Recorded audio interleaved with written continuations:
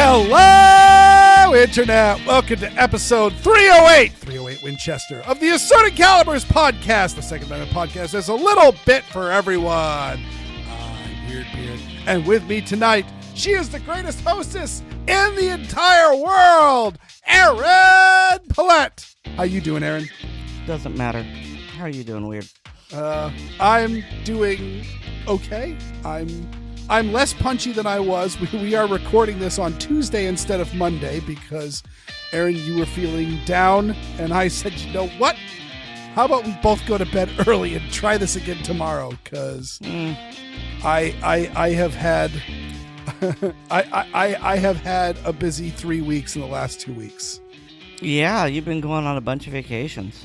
Yes, well, yeah. So, I mean, obviously, on the last episode in 307, I mentioned that we had just got back from New Hampshire, and essentially, I took my bag from New Hampshire and unpacked it and packed the stuff that was in that into my suitcase and set that and added a few things and set it aside for our trip down to North Carolina. I was home for 3 days and produced 3 shows in 3 days. Thank you. And I hope everyone minds. I did cheap out a little bit on the blooper reel, but I haven't heard any complaints yet. Actually, it hasn't aired yet, so it will by the time you hear this. But so if you don't like it, please complain to me. And then so then we went down to North Carolina and we had a whole lot of fun. But it was also North Carolina in July. And so I was telling Oddball and David about how we left North Carolina and it was 88 degrees and sunny, and we arrived in Boston and it was 88 degrees and sunny, and those were not two the same things. The 88 degrees in North Carolina was like checking on my bread to see how it's going. Mm-hmm. And then unfortunately we got back and I just got back from the grocery store and was unpacking groceries when we got word that a graduation party that we're going to that weekend got canceled, and it turned out is because the grandfather of the graduate, who has been battling cancer for the last 6 months, is on his way out. So we made an emergency trip up to Maine to say our final goodbyes. And, it's at the time of this, he has not yet passed, but I highly doubt that he will still be with us by the time this show airs. But he was a wonderful guy. He lived a really long and great life, and it's a shame that he has to go. But, as I like to tell everybody, nobody gets off this rock alive. And if you do it surrounded by loving relatives, and you've left the world in a better place than you found it, and people are real sad to see you go, then, I call that a perfect score. So congratulations to him for that. So, and, Aaron, you mentioned also on the last show that you're going to be traveling again because I go up to New Hampshire and President Trump gets shot. And then I go down to North Carolina and President Biden has stepped down from the race.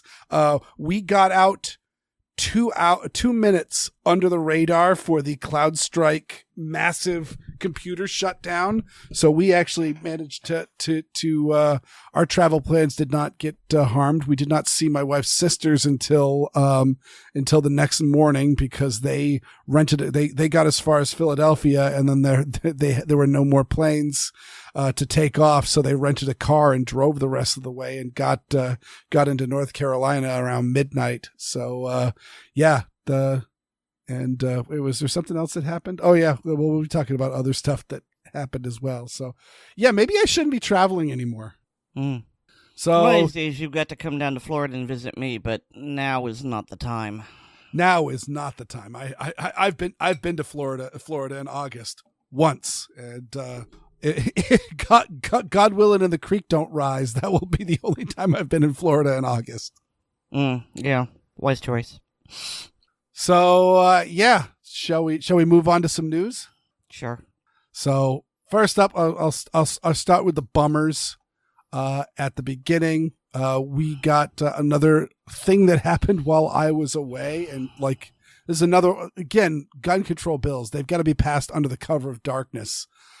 Massachusetts essentially rushed through an anti-gun bill. This is essentially a warmed over version of the NYSERPA response bill that they have been essentially crafting for over a year, and then now for another year essentially attempting to squeeze it through.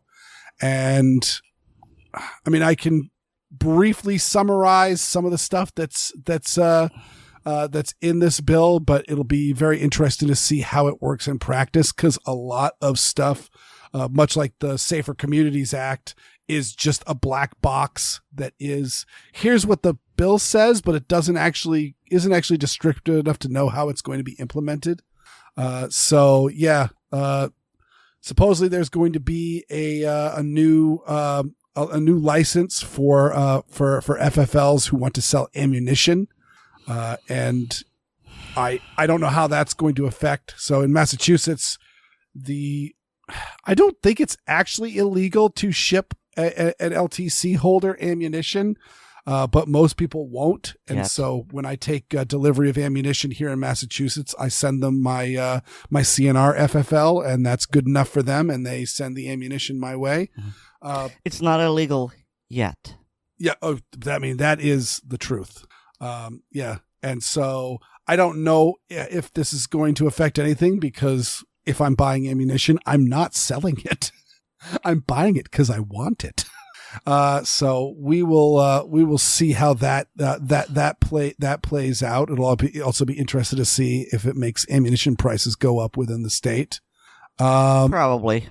And the new bill allows for unlimited private transfer of ammunition. I wonder if that means that we have private transfers, and I say that with private transfers to put some stink on it. I'm going to put my sarcasm quote for firearms, and they are private, because I know there was a while ago we were trying to get universal background checks here, and I'm like, we already have universal background checks. And they're like, no, you have private transfers.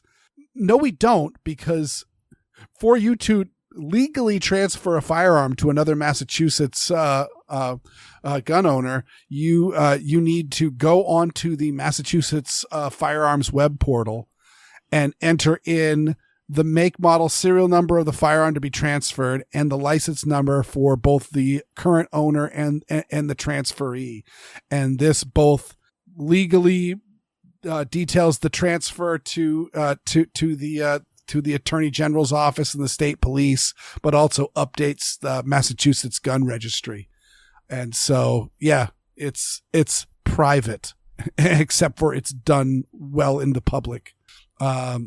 Let's see. They talk about antique firearm, which sounds mostly like, they've updated it that if you've got a black powder gun that uses a shotgun primer, it is no longer considered an antique firearm. It's considered a modern firearm. I don't know how you handle that for the purposes of dealing it, because the ATF doesn't consider it a gun. So now what? They have essentially codified Maura Healey's assault weapon ban that she passed when she was Attorney General. She is, of course, now our governor, and so that's not great, but also not horrible in the fact that Maura Healey, when she was Attorney General, did not have the power to change law. She just had the power to interpret law, and her interpretation was creative, we'll just say. And now that at least it's written down, the 35 to 40 years that I had hanging over my head for the fact that I owned firearms that were perfectly legal under everyone's definition, and then she changed the definition and because she's not changing the law. There's no ex post facto. She is saying it was always like that. And she said she wouldn't prosecute anybody. And as far as I know, nobody has been prosecuted for ex post facto firearms purchases. But you never know. So now, my FAL that I have had for years and years is perfectly safe. And there's always a question of the Wasser 10 that I no longer own. I only had it for like 6 months, and I realized I don't really like AKs, but I had it and it was registered to my name, and that was not supposed to happen. Let's see. Bans the possession of large capacity feeding devices by licensed non-residents. So I guess in theory, so technically speaking, if you're a non-resident and you come into the state, you can't be carrying, modern high capacity magazines. But in theory, if they're pre-94 magazines, in theory you could. But now, even if you go to all the trouble to get the Massachusetts non-resident concealed carry permit, you still can't carry any magazines that hold over 10 rounds, no matter how old they are. That sucks. More stuff. Yeah. Oh, data. So now there's supposedly anonymized data that can be, that is now, publicly searchable on Massachusetts firearms owners. That's going to be abused instantly. They've expanded, the red flag laws here in Massachusetts that essentially says that I believe my understanding is that just about everybody can report you now, for that purpose. And the Firearms Control Advisory Board, the governor is going to appoint firearms experts to help manage what guns are legal and what guns aren't legal. And essentially it's done by fiat. So if they decide that a gun that, even though was designed as being perfectly compliant, is a little too assaulty, they can declare it an assault weapon. So that's going to be abused as well. And I'm getting sick of reading all of this. Either way, it's really, really bad. I will say that the Gun Owners Action League of Massachusetts is currently working on essentially a temporary restraining order and an emergency injunction. And how the bill was written, it is susceptible to a ballot initiative.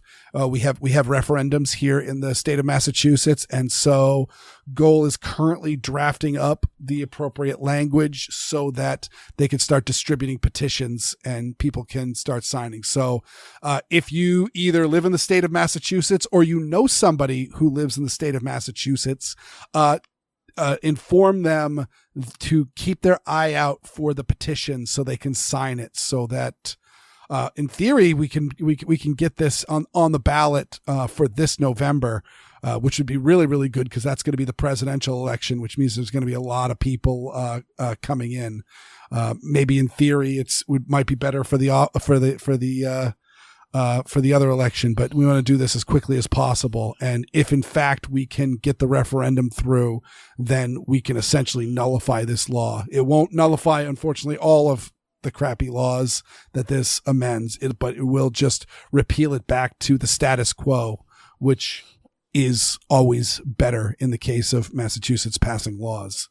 Do you think there's a chance for that?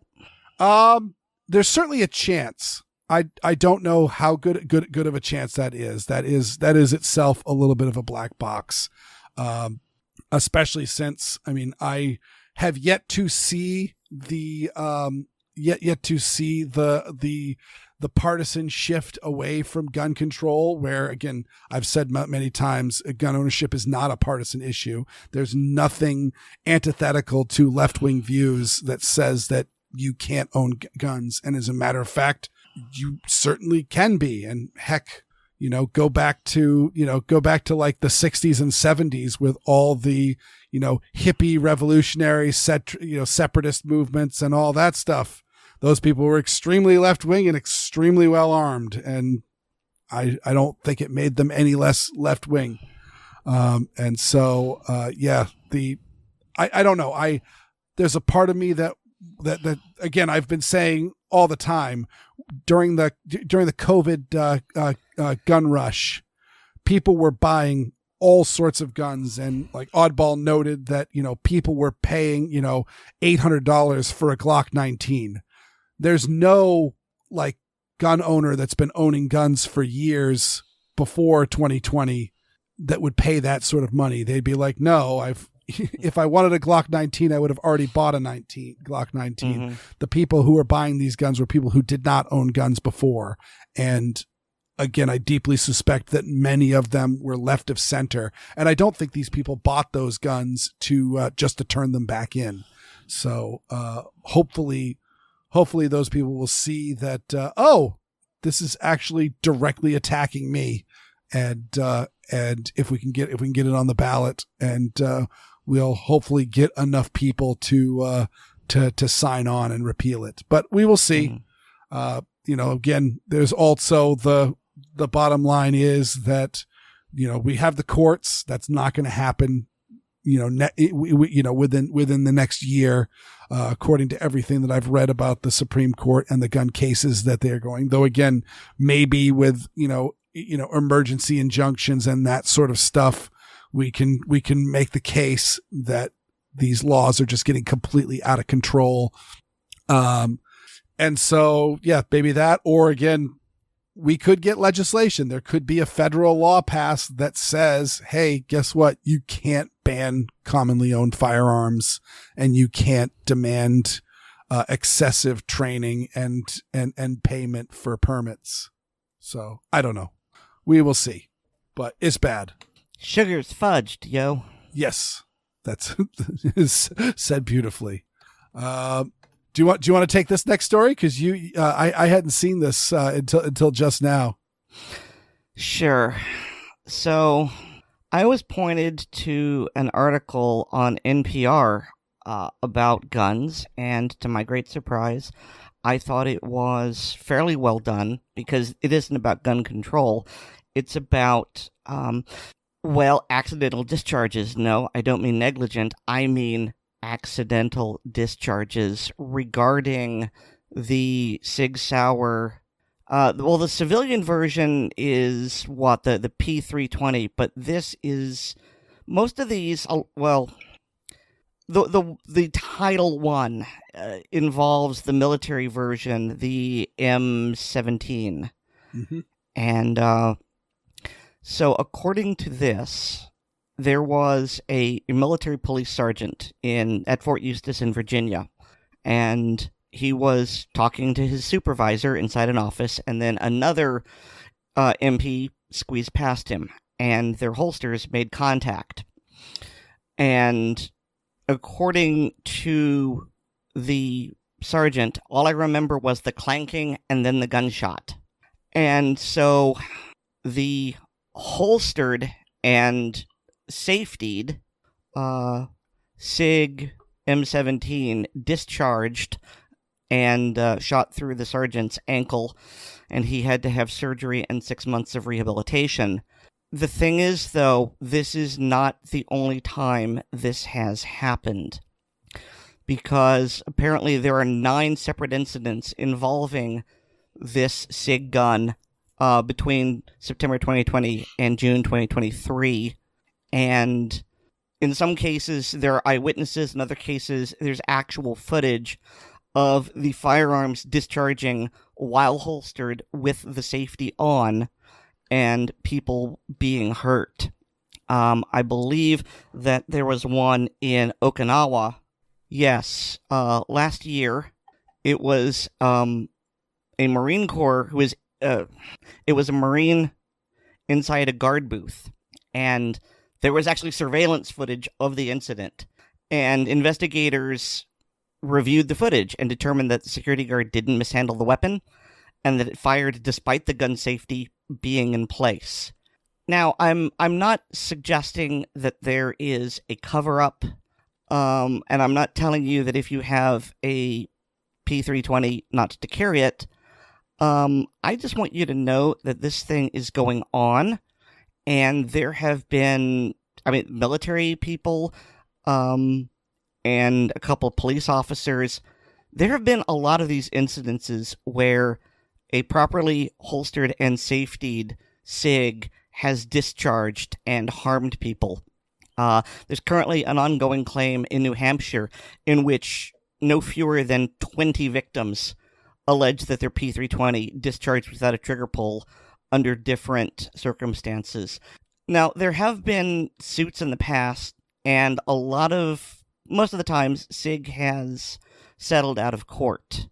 So according to this article, Sig Sauer listed 13 court cases that were dismissed or where a jury sided with the company, and then they settled 2 cases. However, last month, a jury awarded $2.3 million in damages to a Georgia man who was injured by an accidental discharge of a P320.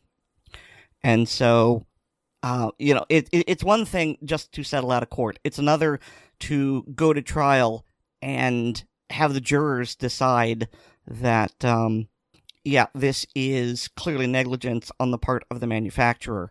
And so I just want our listeners who have a SIG P320 or an M17, or I think there's also a smaller version, the M18. M18, correct.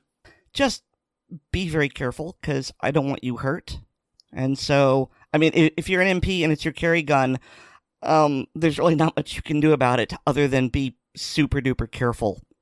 But if you are a civilian, I would recommend that you maybe swap out your carry system. Because, I mean, I'm reading this and I'm going, well, okay, maybe it's got like an internal safety, like a trigger safety, like a Glock. And it's like, nope, it's got an external safety right there on the side, and it still managed to fire while being bumped. So, I wish I had an intelligent way to close this. I know that there are a lot of people who swear by their SIGs. I just don't want anyone to get hurt. So be aware and take care of yourselves, okay? Yeah, the scary thing about this one is we've talked about it before on the show and on Handgun Radio as well. And I was very much on the fence with what was going on. Obviously, there's been, ever since the 320 has come out, there has been talk of, as they've been saying, uncommanded discharges. And one instance that many of them have been in law enforcement's hands. And one of the things that SIG said was, it's because they're using light bearing holsters, which absolutely is a thing. Most light bearing holsters leave a massive gap around the trigger because that light needs to take up a lot of room and needs to clear it. And it often means that the trigger is slightly exposed and the holster is more flared around the trigger guard, which can lead to items getting in and entangling or snagging on the trigger and potentially pulling it over time. But one thing that was said, and I know that the Egghead, whose daily carry gun is a 320, he got the version with the manual safety like the M17 and M18 for that whole reason. And these are guns with the manual safety, so that's super scary. All I could say is I am very, very glad that my P365 has had zero such discussions. And there was a video by a gunsmith that was looking at the sear geometry of both guns and was noting that, while they are somewhat similar in architecture, they are drastically different guns as far as sear engagement and that sort of thing. So I'm happy to know that, like, I'm not going to be blowing my, running a racing stripe down my leg while pocket carrying my 365.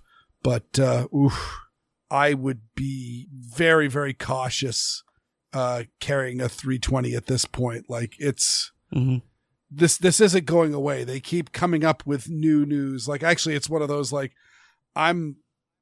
I see, especially when I'm up in New Hampshire, because Sig Sauer is based in New Hampshire, there are a ton of cops in the various towns in New Hampshire who carry 320s. And I'm almost tempted, just the same way as when I see a cop with a Black Hawk Serpa holster, tapping him on the shoulder and saying, "Are you comfortable with your gear?" Because, yeah, those are two things that have known to put holes where you don't want them. Mm-hmm. So yeah, just again, yeah, be very, very cautious. It sucks, especially if you're, one of the many people that don't have a deep stable of firearms, and therefore, your primary carry gun, if your primary carry gun goes down, now what? I hope, especially since it also probably means that the used market might also suffer from 320s as people start dumping it as they lose confidence. But yeah, as you said, Aaron, be really, really careful. Yeah. And, if you have to carry one for duty, whether you are police or military, I would ensure that you have a blowout kit, a tourniquet and some sort of, like pressure bandage, like an Israeli bandage, maybe some, what's the kind of gauze with the clotting agent hemostatic impregnated gauze. In it? Hemostatic gauze. Yeah, I'm going to see if I can get a shopping recommendation for you, give you some links for Amazon. Awesome. Although I'm not going to give you an Amazon link to tourniquet because there's been, for several years now, concern that tourniquets bought from Amazon are counterfeit, and you don't ever want to have your tourniquet fail. So, that's one of the few cases where, no, spend more to make sure you get it from the actual manufacturer, like North American Rescue for the cat, or for whoever it is that makes the soft tea. Awesome. Yeah. Thanks, Aaron. So the link to that will be in the in. That pause was so that Weer'd could tell me who made it, but I guess he couldn't remember. No, I don't know off the top of my head. But yeah, I'll get you a link to that so that just in case the worst happens, you can immediately treat yourself because, yeah, gunshots bad, bleeding out worse. So just be aware and take care of yourselves, folks. I don't want any of you getting shot. TACMed Solutions. Okay. I couldn't tell if that was the maker or if that was just an overall distributor of fine medical gear. I'm pretty sure. I have a high confidence that it's TACMed. Well, there. So yeah, that is excellent advice, and really that blowout kit advice is certainly welcome to everybody, because not only would it help for if somebody gets shot near you, but also simple things like car accidents, bad falls, broken glass, etc., etc. I always like to mention that my my high school history teacher always talks about applying a tourniquet from a torn T-shirt in his case to a student, because the bell had rang and they were getting out of school just as fast as possible, and they went to go hit the crash bar to open the door, and instead both their arms went through the glass and they got a very, very deep laceration with arterial bleed. And luckily he was able to get the bleeding stopped until the medics got there, and the kid made a full recovery. But yeah, that's something as simple as a kid running to get out a door as fast as possible, because no more pencils, no more books. And so, yeah, it's not just anti-gun groups, and will often argue against the Stop the Bleed classes and try to push it as some sort of pro-gun agenda thing. And it's nothing of the sort, because there's all sorts of things in the world that'll make you leak, and getting it to stop is a real good thing. All right, now it's time for some good news.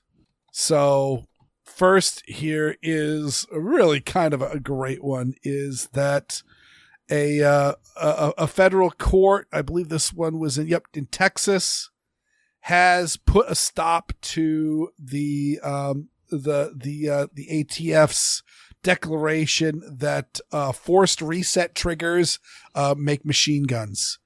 And so, this is absolutely awesome. And for those that aren't familiar with the technology, so the bump stocks essentially allow the gun to reciprocate within the stock under recoil, which essentially allows the gun to pull itself away from your finger, allowing the trigger to reset.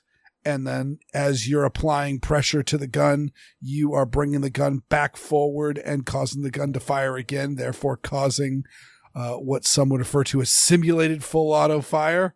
In the case of forced reset triggers, it's even more slick in the fact that it uses the returning of the bolt carrier group in the firearm to actually push the trigger against your finger to the full reset. And again, if you're applying constant pressure, it will allow you to quickly re-pull the trigger and get off a second, third, and fourth shot. And these ones kind of look the part when it comes to the simulation. But again, as the law says, it only full auto is only counting on if multiple rounds are fired per every function of the trigger. So I actually thought this was like a binary trigger, but to torture an analogy, this is like a bump trigger. Very, very, very similar. Yes. Yep. It is. Yeah. It's not the binary trigger where, in those cases, pulling the trigger, sets off the sear, and then the sear resets as the trigger goes back and then fires a second time as the trigger goes back to its full resting position. And so if you're pulling and releasing, that's one shot, two shot, one shot, two shot. That can, it's essentially doubling the rate of fire that you can do just, spamming the trigger as we've all done. In this case, it is very much, I mean, I've never actually shot one, but I've got to imagine it feels a little bit closer to just a very, very chunky, full auto. And I can happily say all of this because, the court has, the court has spoken. It's not a full auto trigger. It's not. We could argue that Oddball's Thunderstruck, as piece of garbage as it is, might be considered a full auto trigger because there is just one trigger and you pull it all the way back and two bullets come out. But that's volley fire. Yeah.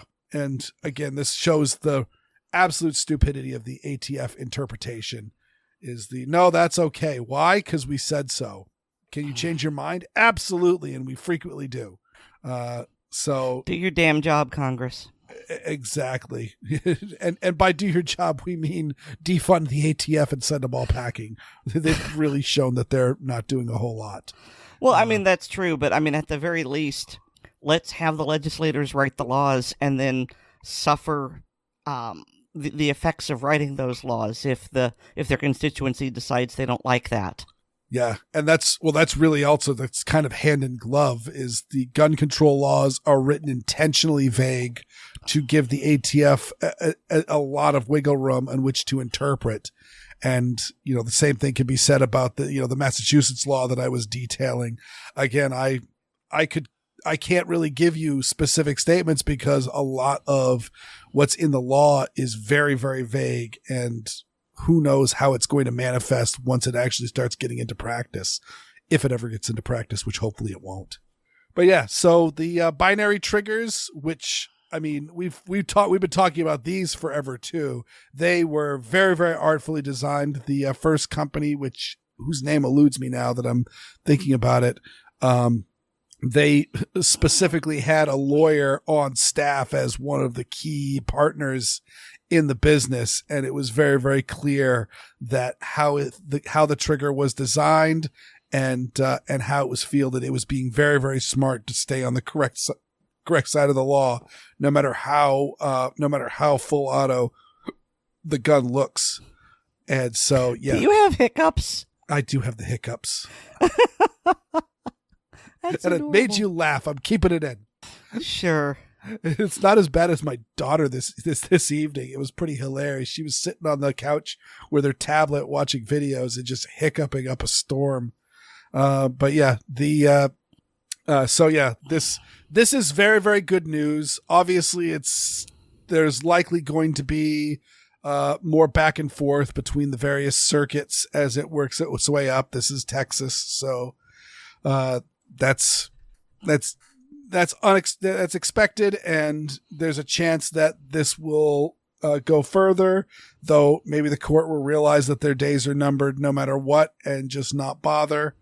But yeah, good news in the courts, and obviously I'm talking a lot about how legit these guns look when I see people using them. It's certainly definitely much harder to tell the difference between, a true NFA item, machine gun, and a gun fitted with a forced reset trigger. So there's always the chance that the anti-gunners will go through and write legislation that would either add them to the NFA or just make them straight up illegal.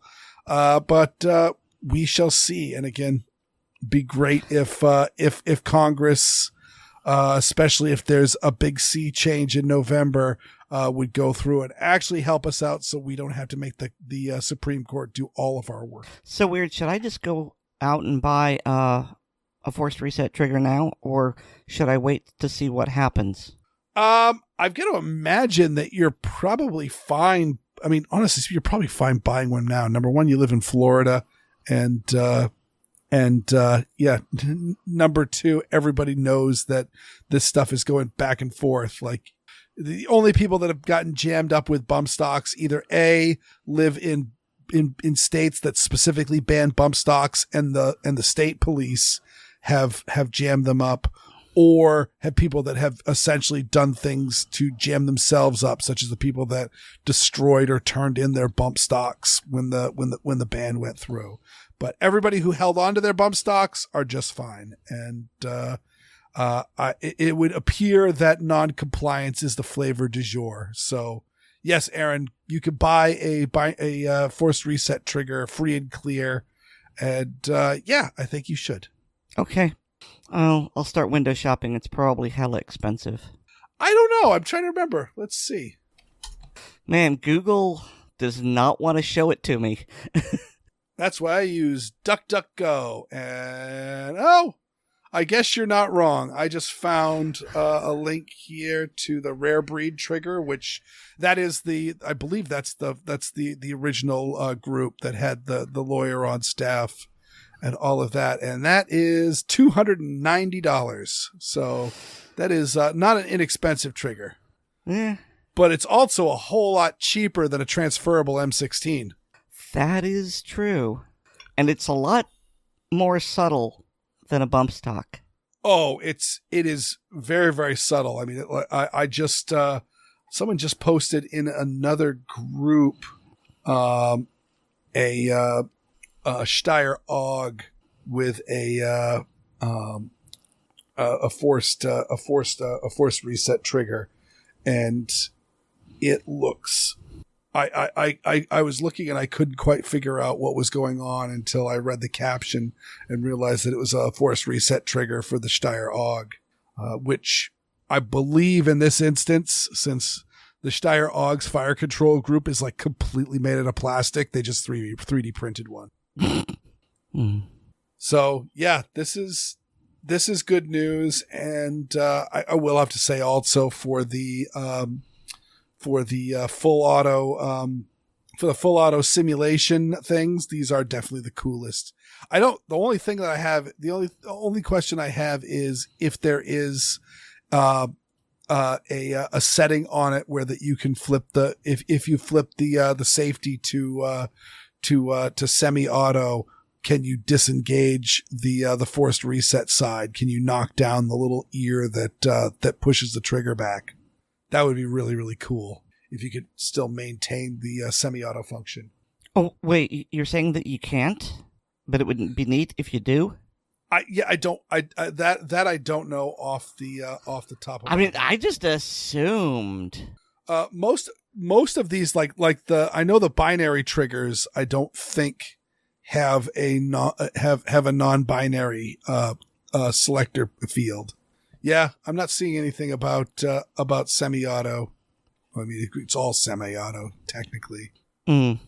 So yeah, and I mean, yeah, I don't know enough about the guts of an AR-15 or anything else to know that. That AUG has a progressive trigger, so that would be or at least the full auto AUGs have progressive triggers, so that makes it more challenging. I don't know.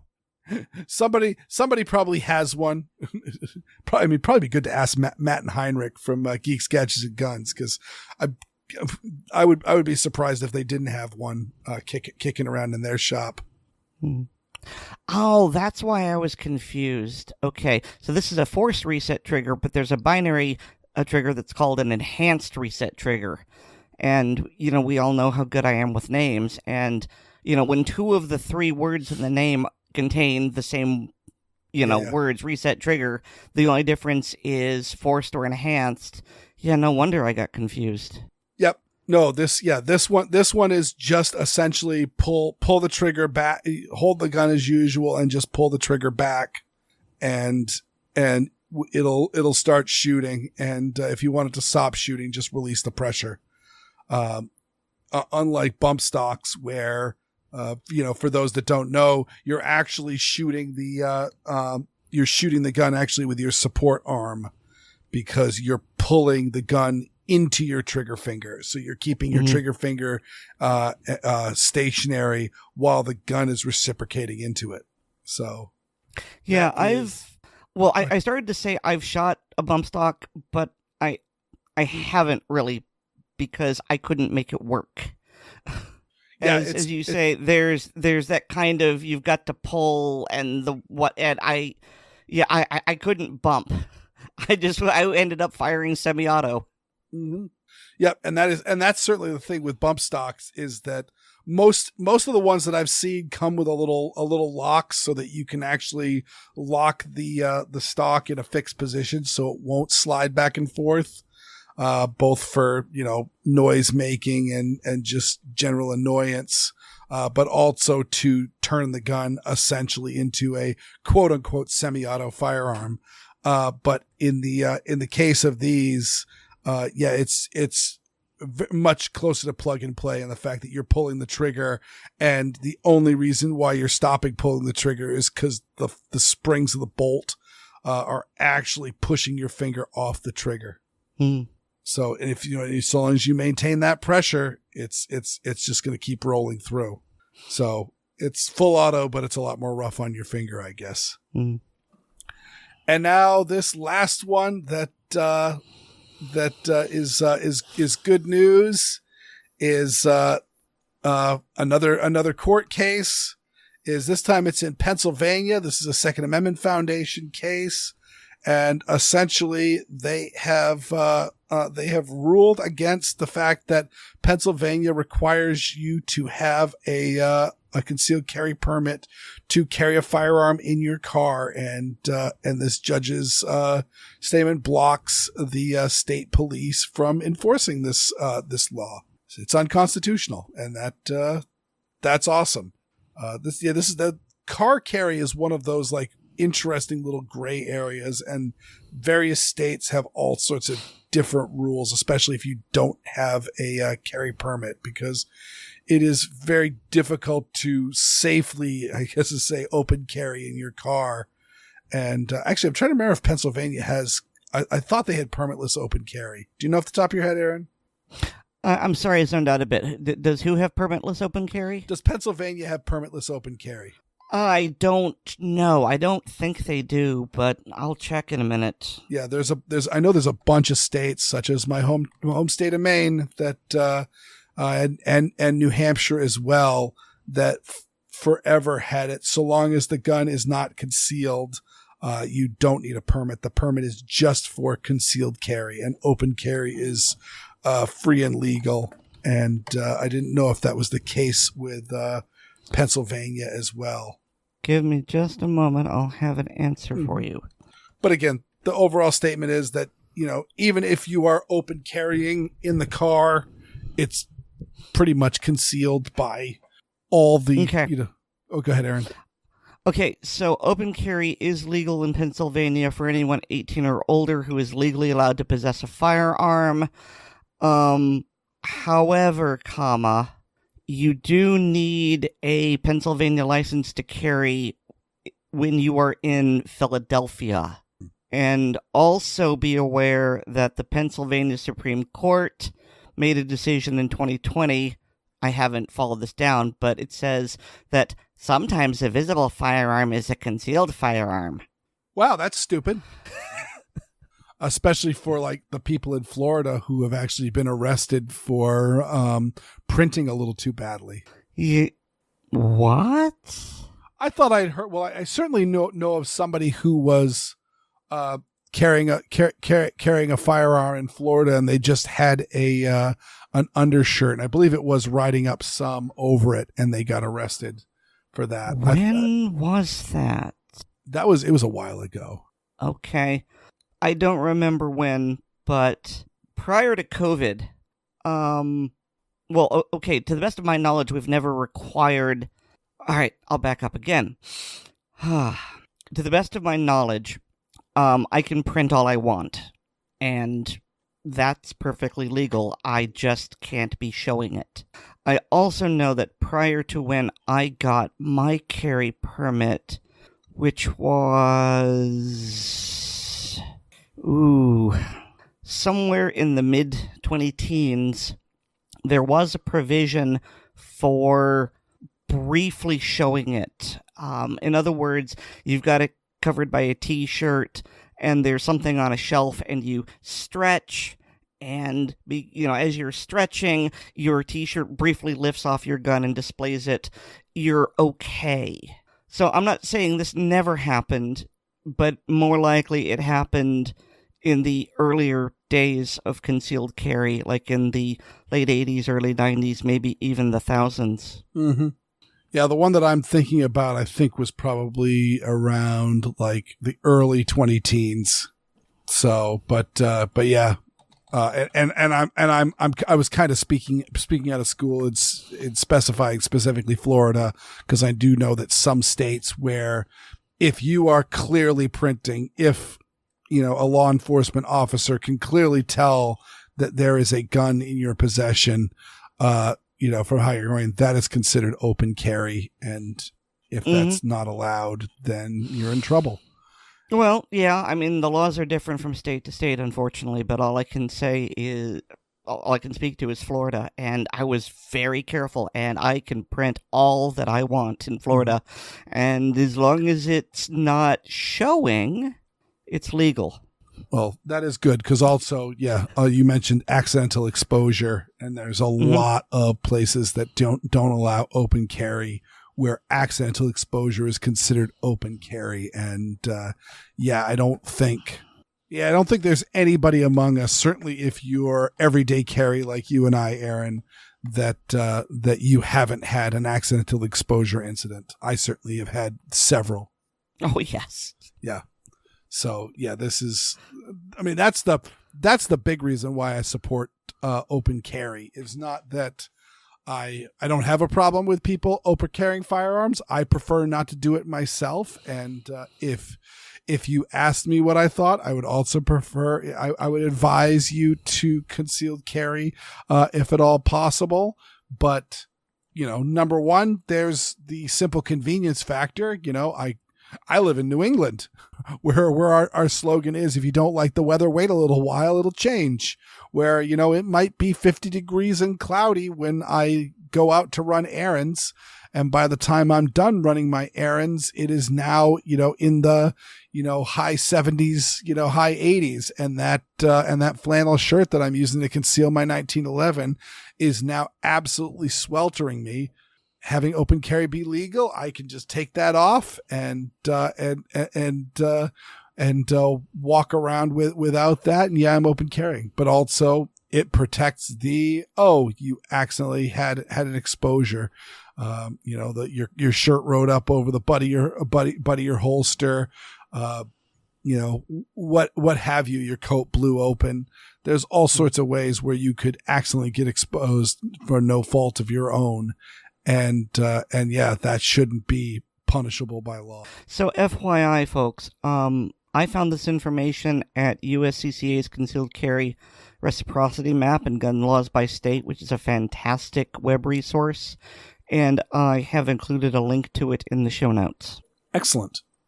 I mean, I use that for my desktop computer, and then I've got the Legal Heat app for my phone, and in case I ever need to consult gun laws in a hurry, those are the places I go. That really is a great place. I always use this exact map when I'm traveling somewhere and just trying to see and get a rundown of the basic gun laws of where I'm going.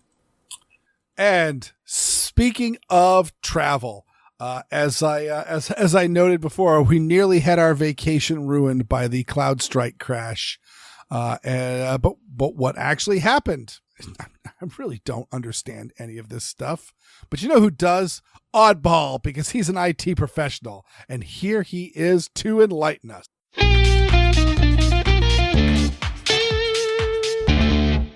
Welcome to Oddball's Corner Pocket. I was planning on actually getting back to my Intro to 3D Printers segment, but there was some excitement in the computer world this past Friday, and Weer'd asked me to talk about it. In case you didn't hear, there was a major computer issue that hit a huge number of Windows computers. Folks woke up Friday morning to discover that their company's Windows computers wouldn't boot. Or rather, the computer would start up, but then immediately blue screen and reboot just to crash again. This effectively shut down offices, banks, hospitals, TV stations, airports, 911 call centers, gas stations, credit card processing systems, you name it. Notice that I specified their company's Windows computers. I'd be extremely surprised if there were any personally owned computers that were affected by this. Also, if you were running a MacBook, a Chromebook, or Linux system, you were completely safe. You might think that this means that it was Microsoft's fault, but as much as I enjoy beating up on Microsoft when they do something stupid, it's not. It's also not the fault of some evil master hacker. It was caused by a company named CrowdStrike. CrowdStrike is one of those giant companies that nobody knows about. Well, they didn't until this past Friday. How big? Well, they're part of the S&P 500 and NASDAQ 100. They're one of the big players when it comes to cybersecurity, and were called in to investigate the big Sony Pictures hack back in 2014, and cyber attacks against the DNC in 2015 and 2016. They also provide a cloud-based EDR and XDR package. Just think of it as a really fancy antivirus program that also detects intrusion attempts, called Falcon Insight, that is widely used by large corporations. Here's a secret about cybersecurity.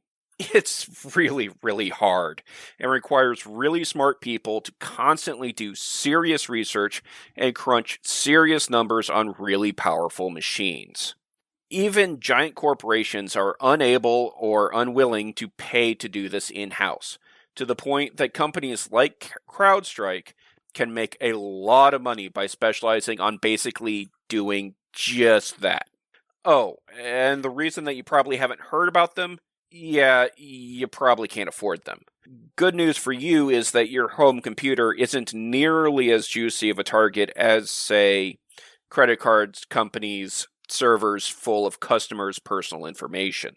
So, you're a company that's needing to protect your computers from the evil hackers and viruses that are floating around the internet. There's no way that you're going to pay to hire your own experts to write your own security software, which, by the way, if someone seriously suggests this, slap them. And you're trying to figure out which solution to go with. How do you choose? Well, if you're like most companies, you cheat off your neighbor. Especially if that neighbor is bigger than you. After all, if the larger company chooses solution X, then it must be good, right? Usually, yes. And there's good reason that CrowdStrike has become such a big player in the field. According to Axios, CrowdStrike provides its services to 298 of the Fortune 500 companies, 8 of the top financial service firms, 7 of the top manufacturers, and 43 of the 50 states here in the US. So, now that we know the company, what exactly happened? Well, it seems that CrowdStrike decided that they needed to update a definitions file.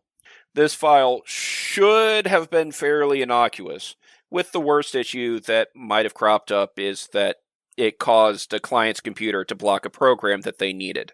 That's bad, but something that can usually easily and quickly be reversed. In this case, some malformed code in this file was causing something very bad and crashing Windows. Unfortunately, due to the nature of this software, Windows is told to load and run it on boot up before the user can do anything. So it causes the crash, you reboot the computer, and it just crashes again on boot. The good news is that this bug only showed up in a file for Windows computers. Also, CrowdStrike realized the issue roughly an hour and a half after loading it to their live servers. Now, remember how I said this was a cloud-based system? Yeah, so that means that all of CrowdStrike's customers' computers talk to CrowdStrike's servers and get immediately updated when CrowdStrike puts something like this up. So any Windows computer that was using that system and online during that time downloaded the file and was hit by that bug. Just in case you're curious, I've seen estimates that Windows computers currently make up roughly 72% of the desktops on the internet and 20% of the servers. So it's safe to say that a large majority of the systems that were running this security software were Windows machines. On the plus side, the solution is quite simple. Boot in a safe mode, log in as a local administrator, delete the offending file, and reboot. Unfortunately, this has to be done by someone physically at the machine, is something that most IT departments don't trust your average user to do, and can't be automated. Think about how many computers there are in the average office building, and think about how big the average IT department is. Yeah, that makes it a long, tedious process. This means that there's almost certainly IT departments working through the weekend, desperately trying to get their companies back up and running by Monday morning. If you work at one of the companies affected, I'd do something nice for your IT department. They've been going through a nightmare scenario. Disclaimer, while some of our partner companies were affected, my company wasn't hit by this, and I had a lovely, lazy weekend. Although, I won't turn down free beer. Incidentally, it looks like CrowdStrike's software had something similar happen to it a few months back that hit their clients' machines that were running the latest versions of Rocky and Debian Flavor Linux. Clearly, they didn't learn their lesson about properly testing updates before sending them out. Oh, right, I nearly forgot. On top of this crisis going on, Microsoft's Azure cloud services for at least the central region of the US was also down. I assumed that it was related, but the word is that it wasn't. I honestly have no clue what was happening there. It just added to the fun. So, what can you do to prepare for this sort of thing? After all, this year we've seen incidents cause widespread outages, and ransomware attacks have crippled the medical industry's ability to process billing, see Change Healthcare, and similar ransom attacks hit the software that roughly 15,000 car dealerships use, see CDK. Well, unfortunately, unless if you're the head of an IT department or a bigwig at a company, having them mitigate the issue is out of your hands. And if you are in that category, I'm not fitting that advice into this segment, and you'd have to pay me a lot of money.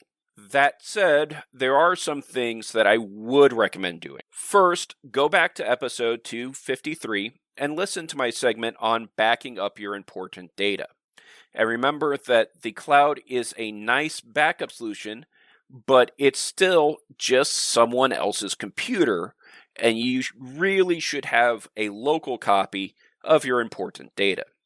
Ideally on a thumb drive or something that you can unplug and only have plugged up to your computer when you're updating it. I would also make sure that you do some of the basic prepper things, like not letting your car's gas tank get too low, having some food on hand, and keeping some cash around. This isn't the first time that a computer outage has caused the credit card machines at the grocery store or gas station to not work, and sadly, it won't be the last. Finally, be patient and understanding with your folks in your IT department. We're often understaffed and overworked. When we're not frantically putting out fires, we're usually trying to think of how to deal with the next one. Be that, oh, you accidentally deleted an important email, or the city just got over 20 inches of rain over a weekend, and home office is literally underwater. Yes, I've had both of these things happen. Hope you found this interesting. If you'd like to read more of my thoughts, I can be found at gunscarstech.com. If you have any questions, comments, or thoughts for future segments, I can be reached at oddball@gunscarstech.com or on the ACP Facebook page. Oh, and check out my wife's podcast, Meowcore. It's about heavy metal, books, and cats. Until next time, have a good one.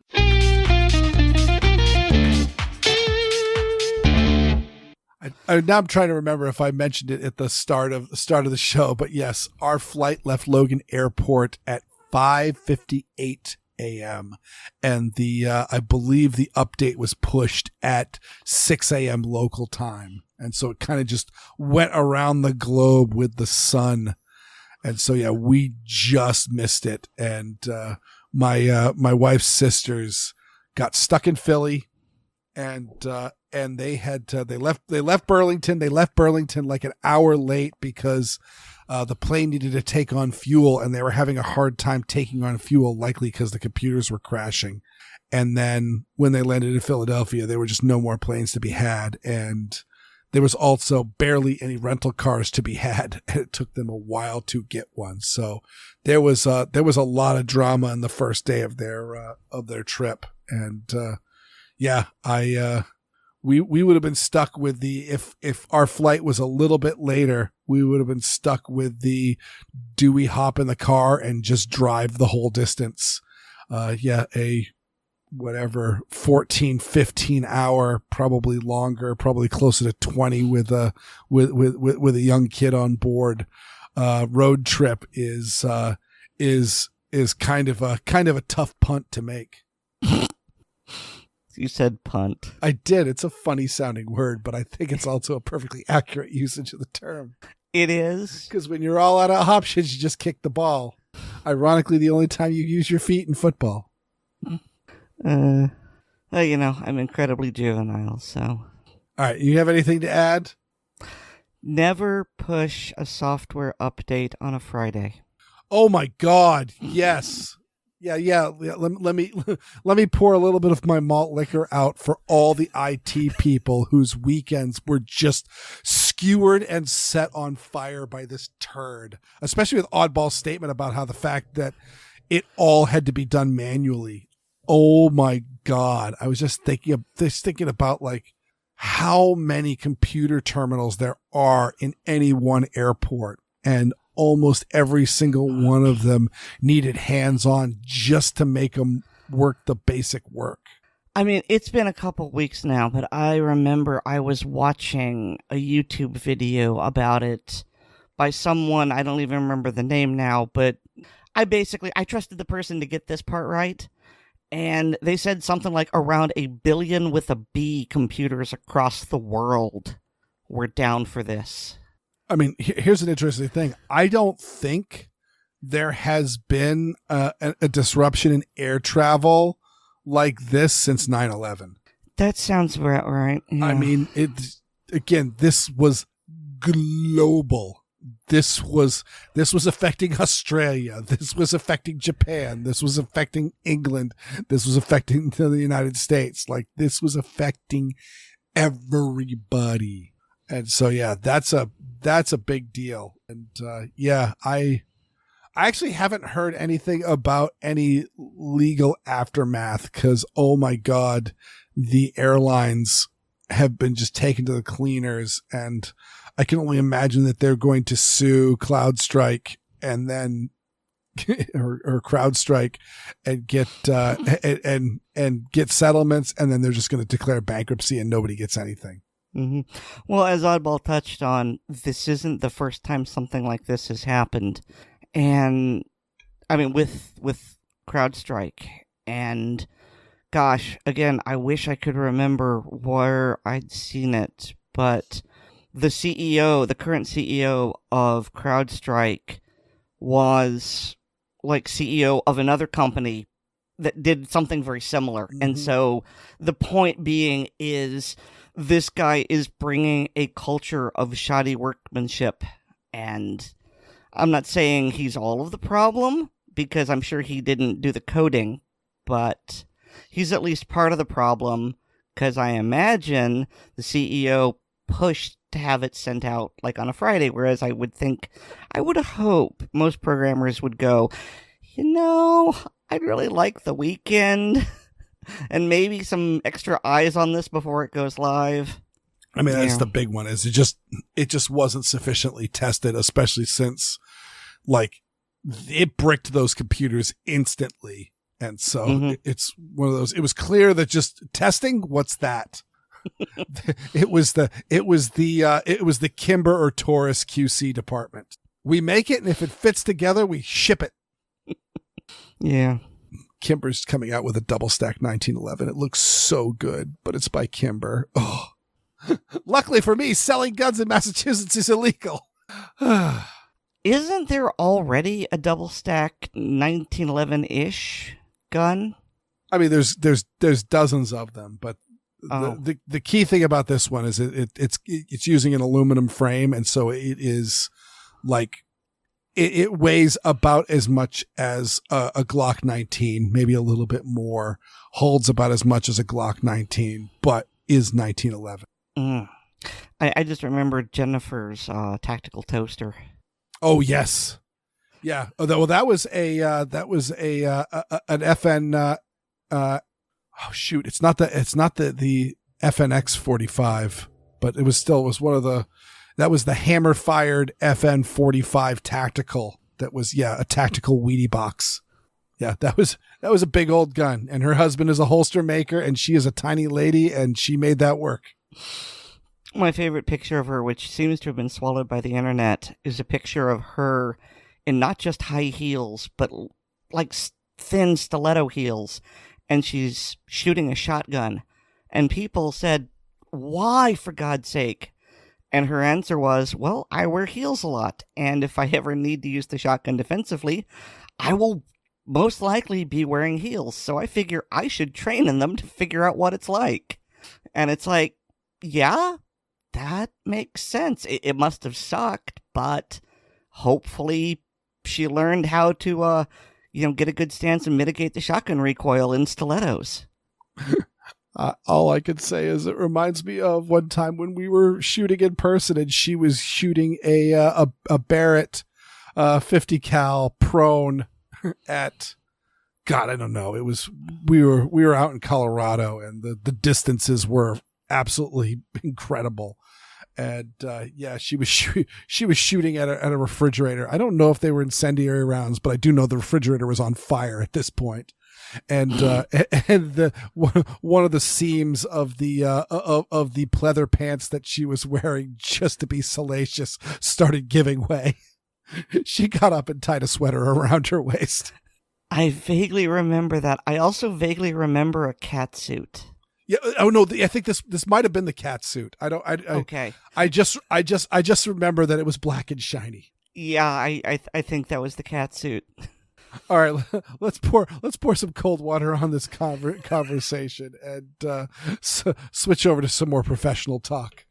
So, if you've been paying any bit of attention, Amanda Suffolcool is amazing. She is so fucking cool, and one of the cool things about her is that she's an engineer, and if you hang out with a lot of engineers, you realize that, at least as far as my experience, they're mostly dudes. And so I wanted to sit down and talk with the lovely Amanda about engineering and women.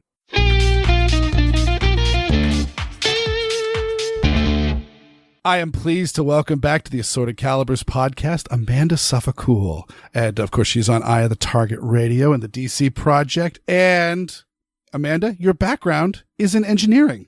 Yes, it is. Indeed, it is. I had to bring this up for you because, again, I know that you're an engineer. I went to the University of Maine, which is foremost. I went for marine sciences, but it is foremost an engineering school. So most of my friends were engineers there, and many of my friends today are in engineering backgrounds.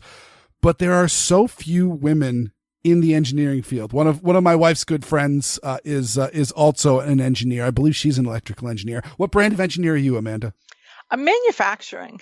And since most people don't understand the box of engineering, certainly before I started going to UMaine and started meeting people that are engineering majors, I didn't really know what an engineer was because I know it has nothing to do with trains.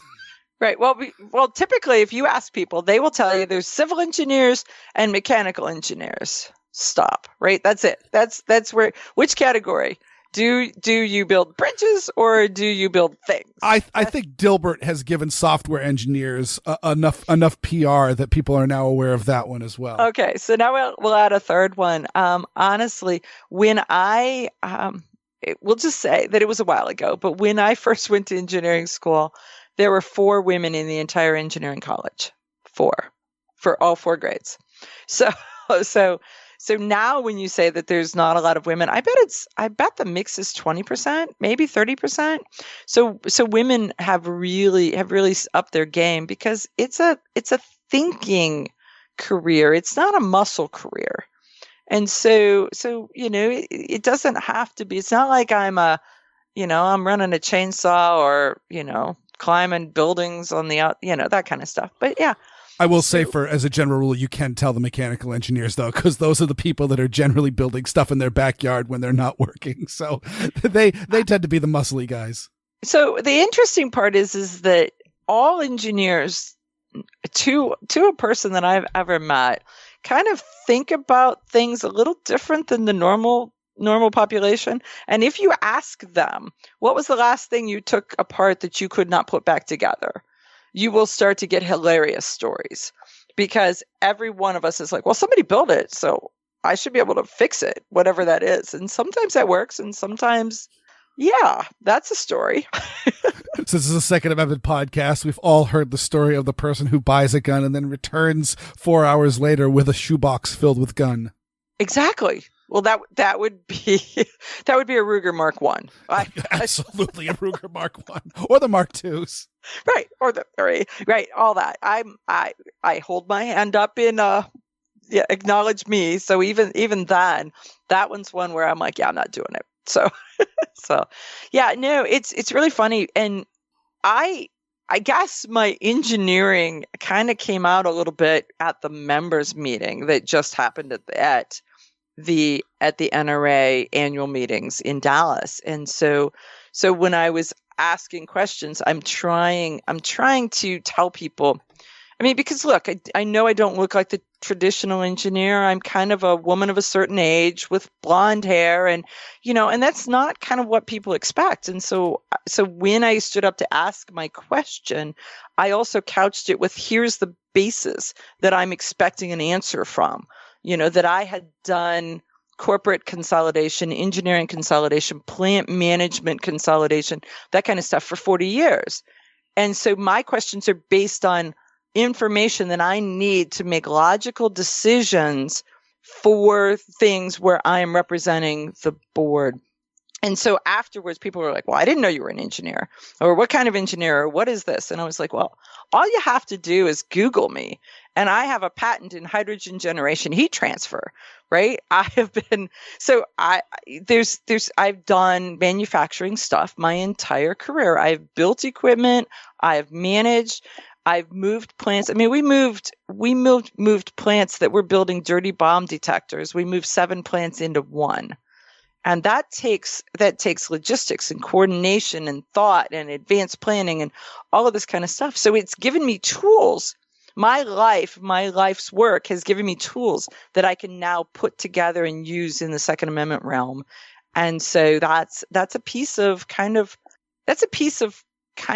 the amazing if we knew the background of each and every board member, because they get 150 words to tell you who they are, and they try to tell you in their Second Amendment world who they are. But I really want to know who they are outside their Second Amendment world, because I think those skills are transferable. And so, yeah, it's been an interesting mix of trying to put all that together. Oh, that's awesome. So when did you know you were an engineer? When I took my mother's radio apart and put it back together and found out that she only had one station from that point forward. You told me to ask some of the last thing they took apart and put back together. They get hilarious stories. You weren't lying. That wasn't my last one. That was my first one. Well, I understand that, but just what was the last thing you took apart that you couldn't put back together? Because now you've just put it on the table. Oh no! Now there's not much that I can't put back together, because I generally don't put it back together the way they intended it to go back together. So instead, it's like, okay, yesterday we bought a TV. The bracket doesn't fit, so we're out in the garage, my husband and I, with pieces of bar stock, and we made a whole slide-in bracket to make the new TV fit in where the old TV is, because the brackets are 2.5 inches different on exactly the same size TV, right? It's that kind of stuff where you're like, let me roll it around, let me see what it's doing, and let's figure out how to fix it. But my newest hobby is, so I recently retired, and I retired out of the aerospace world, and recently retired, and so now I buy really ugly houses. And I fix them up, and then I fix them up, and probably about 70% of the time I put someone in there that is almost off out of the system, disabled vet, non-functioning. They just in this world where society is going to come in and save people.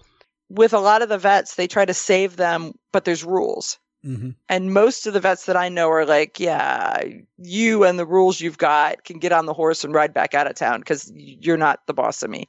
So I try to meet them where they are. And so it's just been it's been a great hobby, and it's kind of been fun, and I'm learning a whole lot more about human nature while I'm doing it. So yeah. Oh man, I can only imagine that we could probably go for hours just talking about housework and all of that, because I am currently sitting here in my over 100-year-old house that has had I think we're the 6th owner, and you can see every last one of the owners in this house where we had one of the second owner was someone who worked at General Electric here in Massachusetts, and you can tell because he rewired stuff the way he thought was a good idea, and he built a few things the way he thought it was a good idea. There's every owner. The last house that we just got done, because we do a couple and rent those out, lease those out, and then we sell one to give us enough seed money to go back to keep going, right? And so the last one that we did, and every one of our houses gets a name. And we post them on social media, so people get to watch the journey. And we named the house Mayhem, and it was built in 1870, and it was all post and beam construction, mortise and tenon kind of stuff. And the house had been built as a 10 by 24 house, and then another 10-foot addition went on, then a third, and finally a fourth. So it ended up 24 by 40, but you could see it being added on to each and every time. Yeah, I'm still trying to figure out where the coal chute was for my house. I can't find the evidence for it, but we put a patio in the backyard, and when the excavator dug the base for the patio, it was just coal everywhere. We stripped some of this house down, and I found corn cobs and coal in the walls where the insulation should have been. I mean, those were the insulation. Maybe. Unfortunately, you didn't find any machine guns, or maybe you did, and you're just not going to tell us about it. No, I didn't. But if I had, I would probably say no. I didn't. But sadly, it's all in voice inflection, and this is the sad voice inflection that says, no, I didn't. Well, I mean, that sounds amazing, and I knew I would get a great story from you because it's one of those, again, the engineering. But I'm glad you believe that there's more ladies getting into engineering. Yeah, I definitely do. Is there a flavor of engineering that is more lady friendly from your observations? No, I don't think so. I think, I mean, I think that I honestly believe that the only guy versus girl jobs that used to exist were about brute strength. And then OSHA got involved, and then rules got involved. And guess what? You guys, no matter what, you don't want to be lifting 70, 80, 100 pounds. So they changed it. So there is not a job out there that requires brute strength. So now, no, there's no, it's how is your brain wired? Mm-hmm. And that's all that matters. No, that's true. That's true. That's good to hear. I mean, it's the same thing as one of those, like I mentioned the big burly dudes, but like I follow several female mechanics on YouTube because I'm a car nerd. And so, and again, I think there should be more people going into those quote unquote male dominated fields, just because, you said it's how your brain works. Well, ladies think about things differently than men, and they do. I think they call them the STEM science, and that whole thing. And they've changed it to where, like I said, I'm now retired. But when I my journey took me to a vocational school where I took metal machining before I went to college, and I used that to actually work a job to pay for college.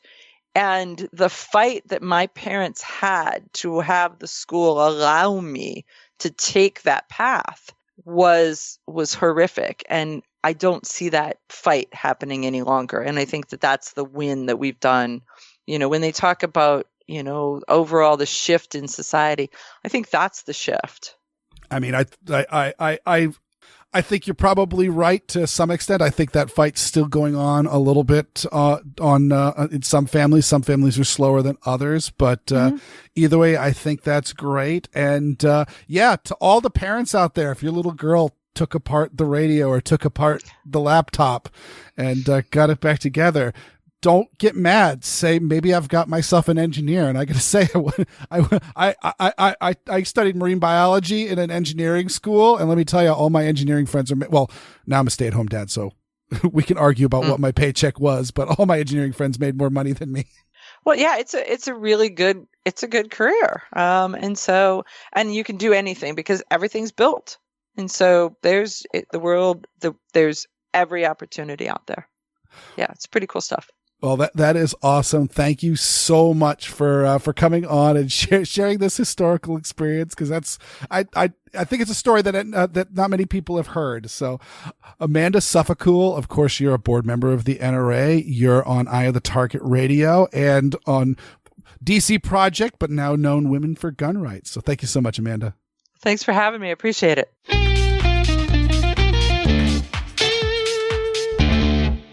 I just love that, like the gender gap is just completely disappearing. Just do what you want. And I look forward to seeing more and more ladies in the engineering world.